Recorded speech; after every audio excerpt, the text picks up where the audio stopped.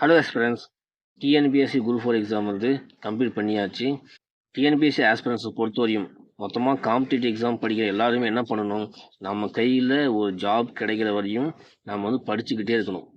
படிச்சுட்டே இருந்தால் தான், தொடர்ந்து முயற்சிட்டே இருந்தால் தான் நம்மளுக்கு வந்து வெற்றி கிடைக்கும். ஓகேங்களா? இப்போ குரூப் 4 எக்ஸாம் முடிஞ்சிச்சு. நம்மளோட அடுத்த இலக்கு என்ன?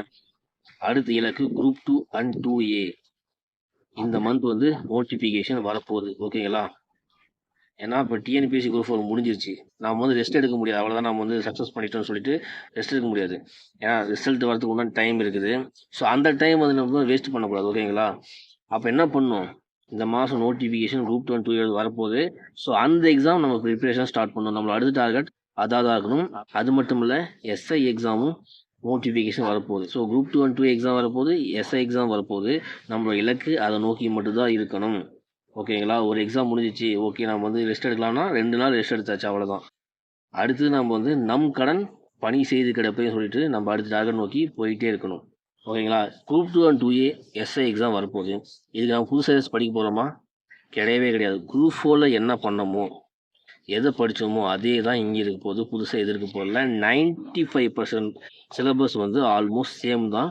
குரூப் 4 அண்டு குரூப் 4 கம்பேர் பண்ணும்போது 95% சேம் சிலபஸ் தான். நம்ம புதுசாக எதுவும் படிக்க போகிறதே இல்லை.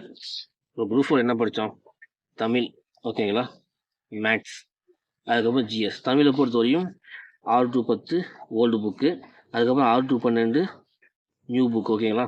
மேக்ஸை பொறுத்த வரையும் 6 to 10 new book, GS 6 to 10 new book. அவ்வளோதான், வேறு எதுவும் படிக்கல நம்ம. அதே தான் குரூப் 2க்கு படிக்க போகிறோம், எஸ்ஐ எக்ஸாம் படிக்க போகிறோம். எதுவுமே நம்ம புதுசாக படிக்க போகிறதே கிடையாது. இதுதான். அப்போ என்ன பண்ணுறோம், நம்ம ரிவிஷன் தான் பார்க்க போகிறோம். புதுசாக படிக்க போகிறதில்ல. புதுசாக நம்ம ஒரு பேஜ் எடுத்து மனப்பாடம் பண்ண போகிறது கிடையாது. புரிஞ்சு படிக்க போய் எதுவுமே பண்ண போகிறது கிடையாது. நாம் வந்து ரிவிஷன் இன்னும் குரூப் 2 2A அண்ட் எஸ்ஐ எக்ஸாமுக்கு வந்து 100 நாள் இருக்குது. இந்த 100 நாளுமே நம்ம வந்து ரிவிஷன் தான் பண்ண போகிறோம். புதுசாக எதுவும் படிக்க போகிறது கிடையாது. அப்போது அவன் தான் நம்ம 2 நாள் ரெஸ்ட் எடுத்தாச்சு. இன்றைக்கி 3ஆவது நாள். 3ஆவது ரெஸ்ட் எடுத்தாச்சு. நாளையிலேருந்து நம்ம இலக்கை நோக்கி பயணத்தை தொடரணும். அவ்வளோதான். நம்ம கையில் ஒரு போஸ்டிங் வர வரையும் இந்த ஃபீல்டு நுழைஞ்சிட்டா நம்ம படிச்சுக்கிட்டே இருக்கணும். தொடர்ந்து முயற்சிகளுக்கு மட்டும்தான் இங்கே வந்து ஒரு ஜாபே கிடைக்கும். ஏன்னா யாரோ ஒருத்தர் தொடர்ந்து அதை முயற்சி பண்ணிகிட்டே இருக்கிறாங்க. நம்ம வந்து இல்லை எல்லாருமே கொஞ்சம் கேப் விடுவாங்கன்னு சொல்லிட்டு நம்ம வெயிட் பண்ணக்கூடாது. ஏன்னா போஸ்டிங் வந்து மேக்ஸிமம் வந்து 2000 தான் இருக்குது குரூப் 2 2Aல. ஓகேங்களா? குரூப் 4லுமே மேக்ஸிமம் இப்போ 6000, இப்போ 10,000. அந்த 10,000 போஸ்ட் எடுக்கிறதுக்கு ஆள் இருக்குது. இங்கே 2000 போஸ்ட் எடுத்து ஆள் இருக்குது. அவங்க தொடர்ந்து படிச்சுட்டு, அப்போ அவங்க கூட நம்ம காம்படிட் பண்ணோம்னா நம்மளும் தொடர்ந்து அதே ஸ்பீடுக்கு போகணும். ரிவிஷன் என்ன பண்ண போகிறோம்? ரிவிஷன் பண்ணால் ஸ்டார்ட் பண்ண வேண்டியது, அவ்வளோதான்.